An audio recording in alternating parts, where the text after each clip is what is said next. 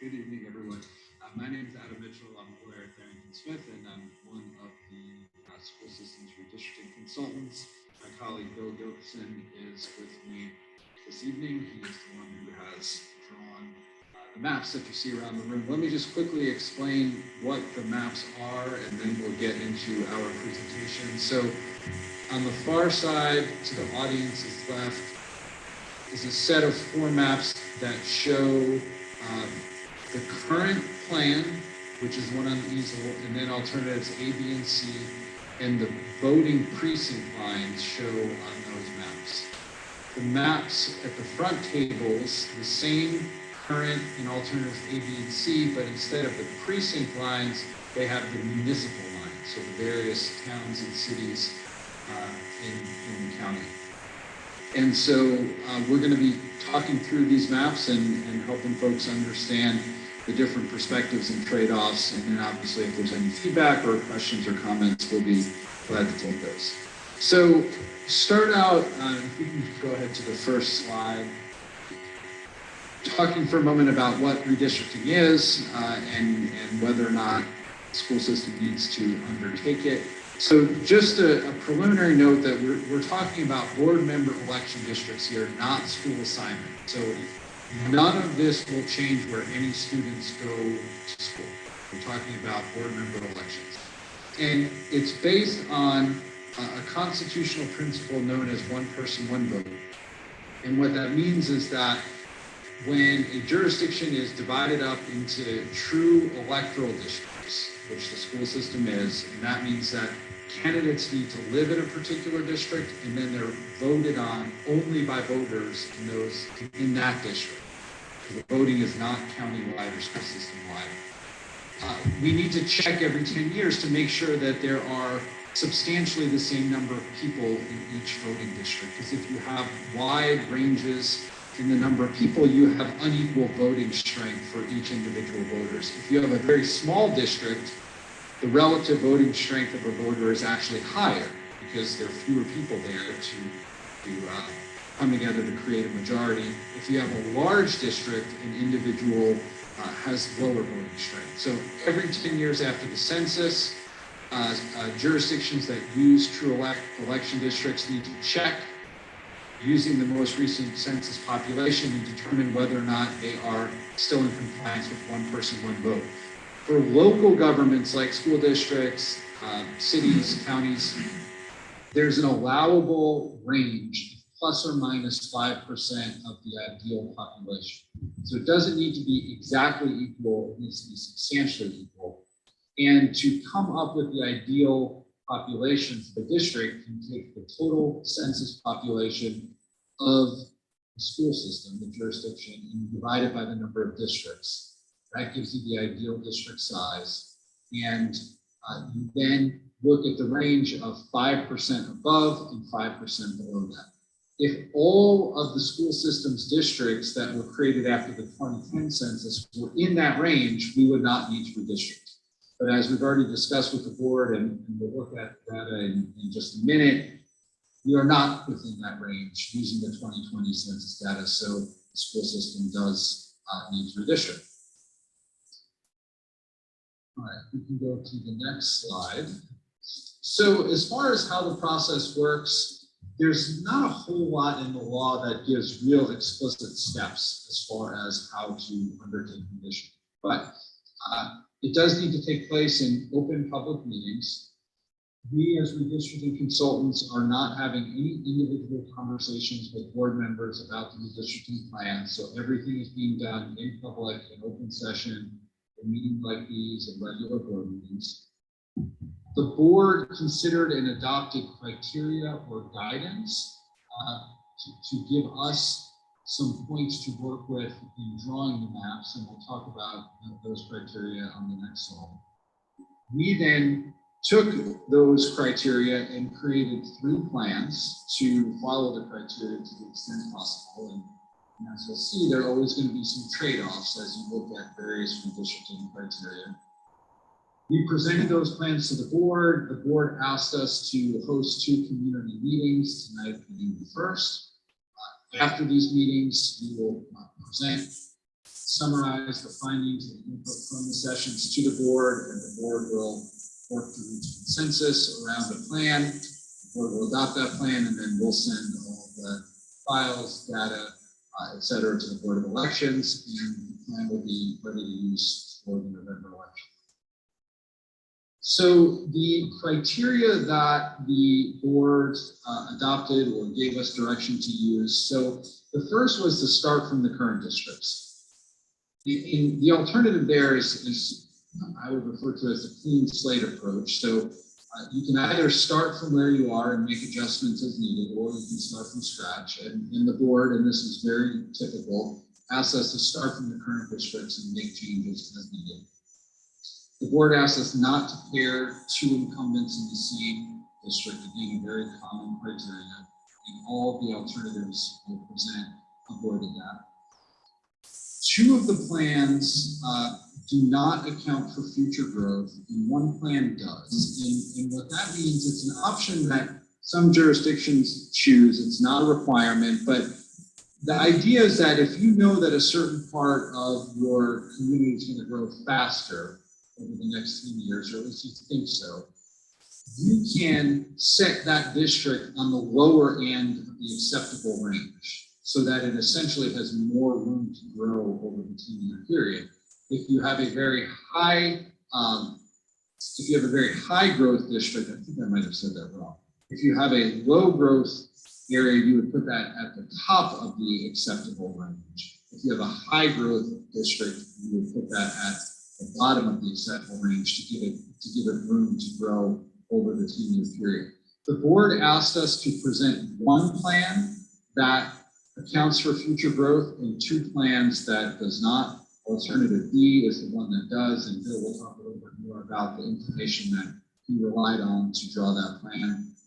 The board asked us to try to keep precincts whole. We attempted to do that in all the plans. Alternative C emphasized that. We tried to keep smaller municipalities whole. Alternative C again emphasizes that.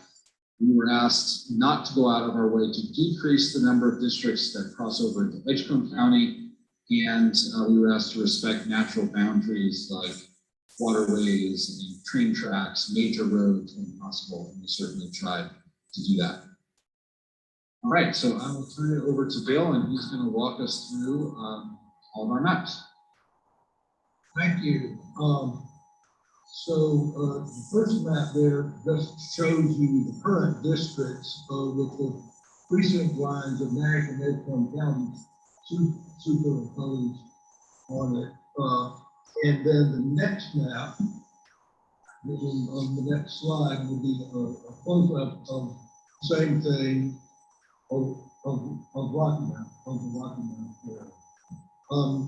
Then the next slide would be the same, the current districts with the municipal lines of Rocky Mount and the smaller municipalities. And you can see all of these things, they're comparable maps as Adam described on the tables over there. The next slide is shows the deviation, the population deviations of the current districts. So the ones in yellow are the districts that are too large and need to lose population. That's districts 2 and 3 and 6. And then the districts that are highlighted in blue are the ones that need to gain population. That's 8, 9, and 11. And the other 4 districts, the other 5 districts, 1, 4, 5, 7, and 10 are within the ideal range, but because of the way you have to go map, that doesn't necessarily mean that they're going to be left alone. And indeed, I think in all of these things that are not left alone. There's some change to all of the districts. So the next slide is alternative A. First with the precinct lines, and then the next one is with the precinct lines knocking out close up. Then the next is alternate way with the municipal lines, and also with talking about close up of that. So then there's a side-by-side comparison of the current map and alternative A. Next, we'll talk about the characteristics of alternative A. This is the one that comes closest to the current districts. It keeps, as do all of the alternatives, it keeps each incumbent in a separate district with the same district number as now. This one keeps 8 precincts whole. Keeping precincts whole is one of the things that we would look at. The current map keeps 6 precincts whole. It keeps 5 municipalities whole, and the same number as the current map does. And it takes 4 districts into Edgecombe County, over onto the Edgecombe County, the same as in the current map. This one does not, as I said, this one does not attempt to put the districts with high expected growth at the low end of the 5% range.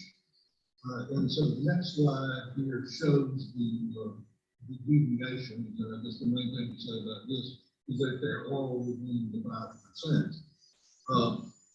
Next slide is alternative B. And at first it may look a lot like alternative A and the current plan because it still follows current district lines pretty close. The next slide would be marking out what goes up with the district lines. Then the next one is the municipal lines. Then the next one is the side-by-side comparison of alternative B with the current map. And then we talk about the characteristics of alternative B.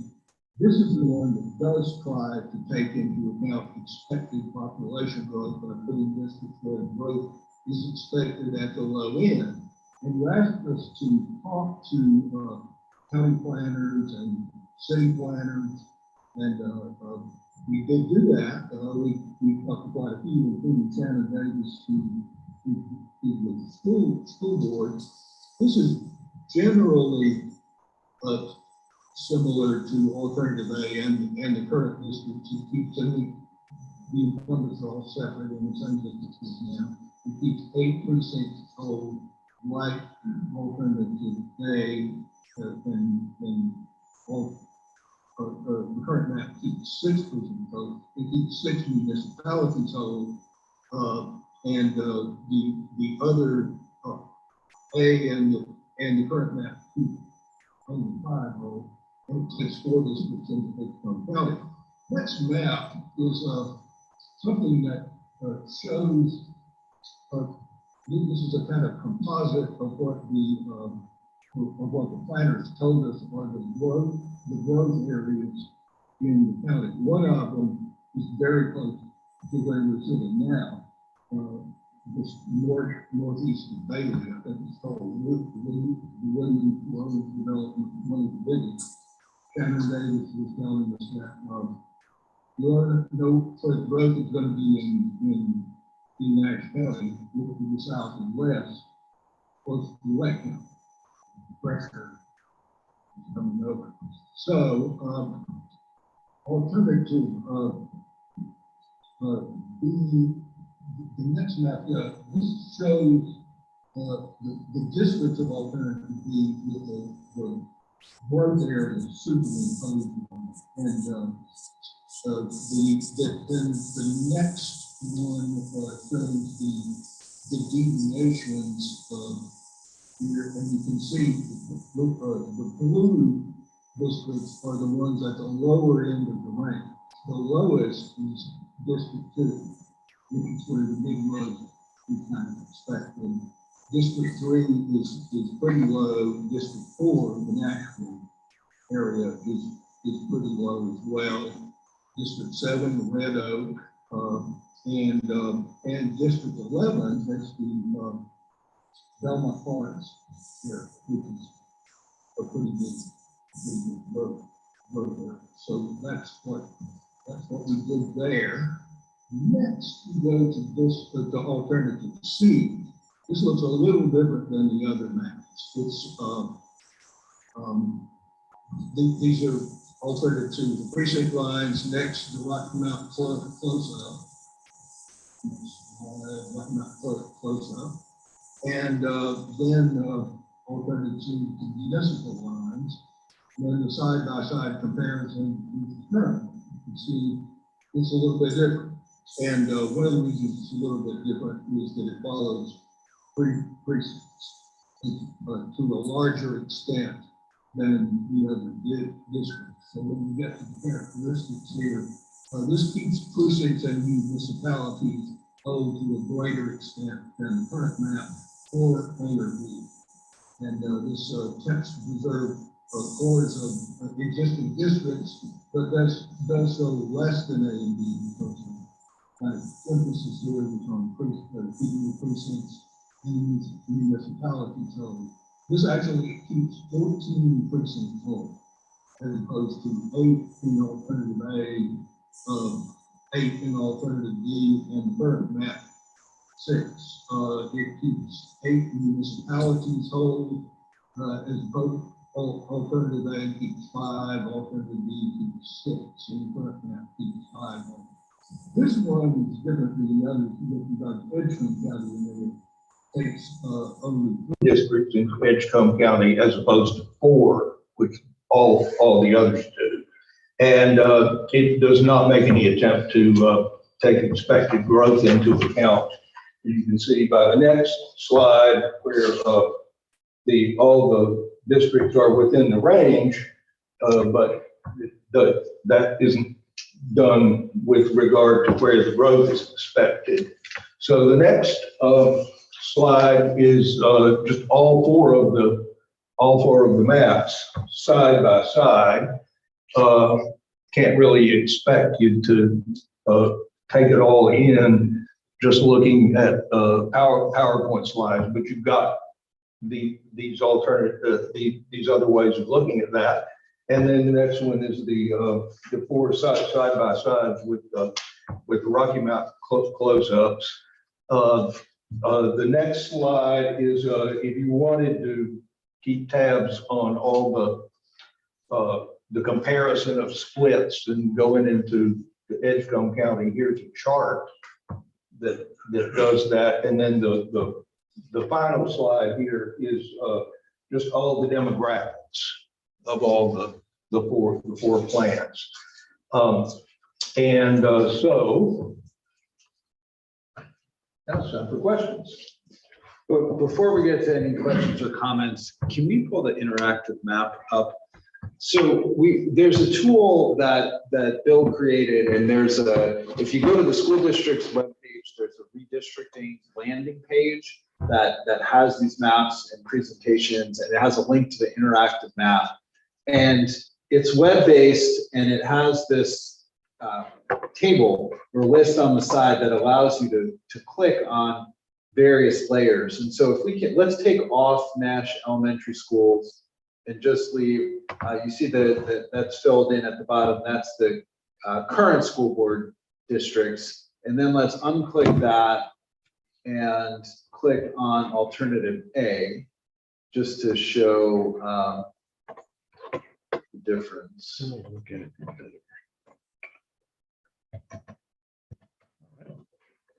All right, so yeah, let's unclick current, that'll just zero out the map, and then let's go on alternative A.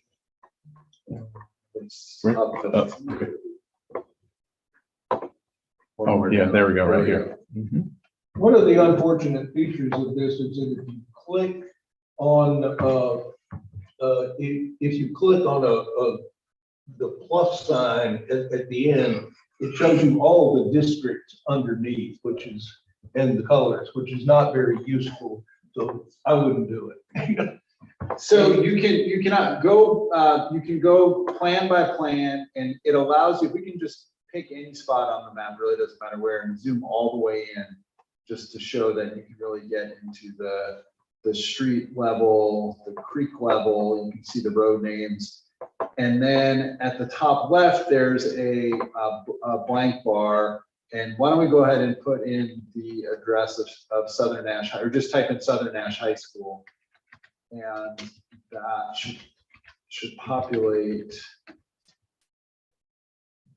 So it took us right there, and then let's pull out, zoom out a little bit. Keep going a little bit more.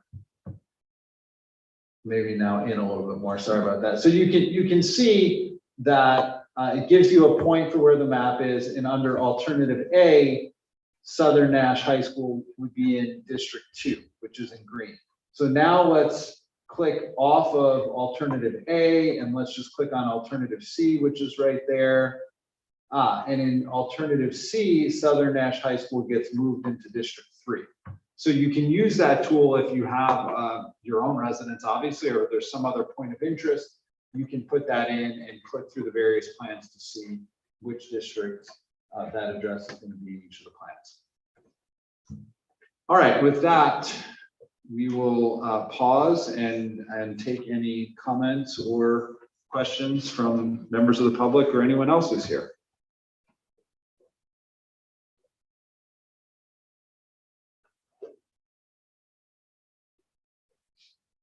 I've got just a quick one. We have a minute.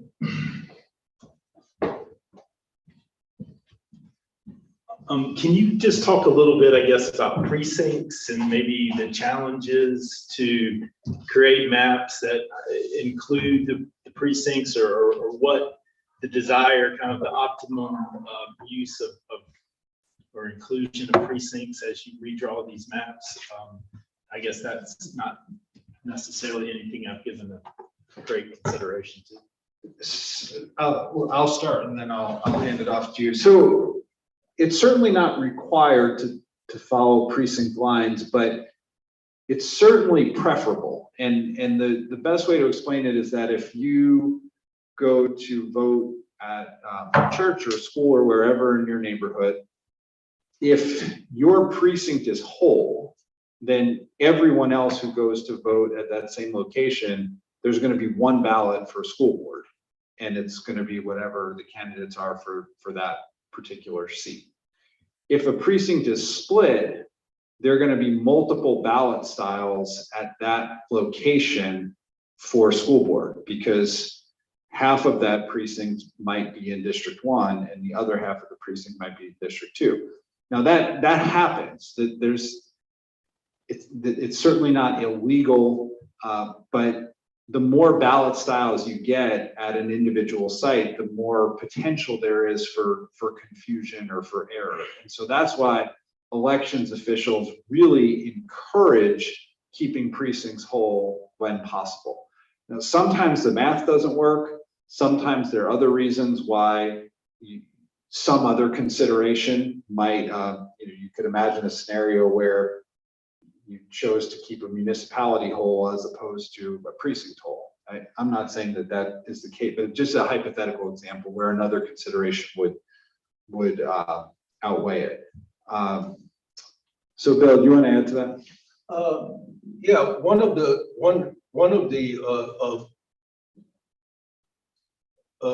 clashes of priorities comes when you try to keep the precincts whole and you try to keep the current district. You try to reflect the cores of the current districts, because current districts don't really follow precincts very closely. So that's a consideration.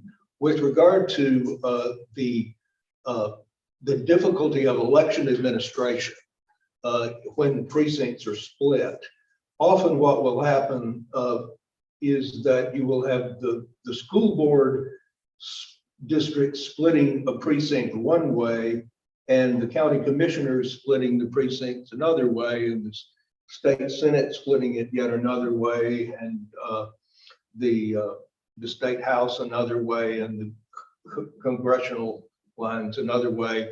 And the precinct has a lot of ballot styles, is what they call them.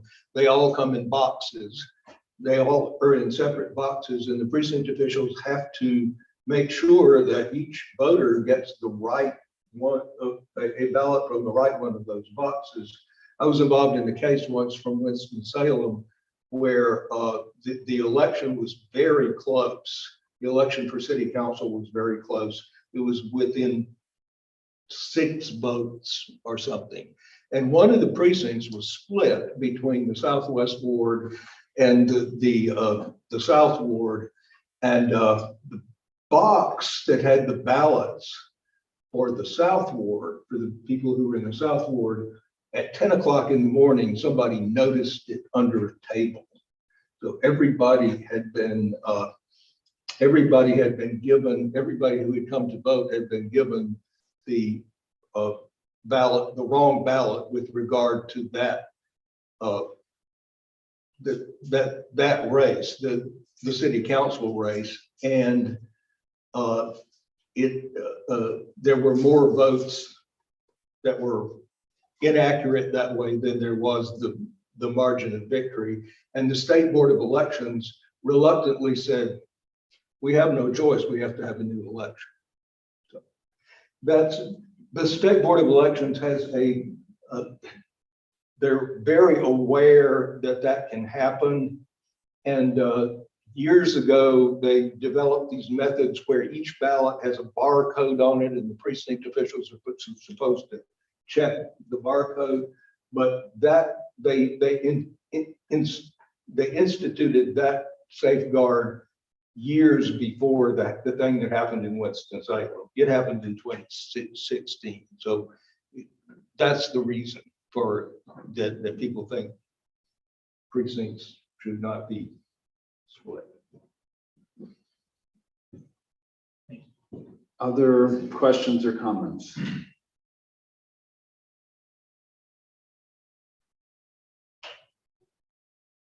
Last call. The part 2 meeting tomorrow in that central, is it? Hang on, I'm sorry, just hang on 1 second so we can get you a microphone. Oh. I was just asking, the part 2 meeting that will be in that central tomorrow, is that basically repeating what you said today for that area, or is it a completely different agenda?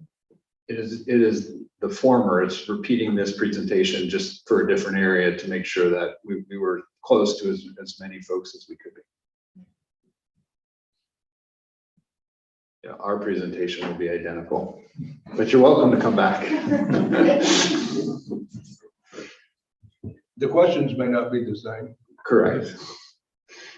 Anyone else?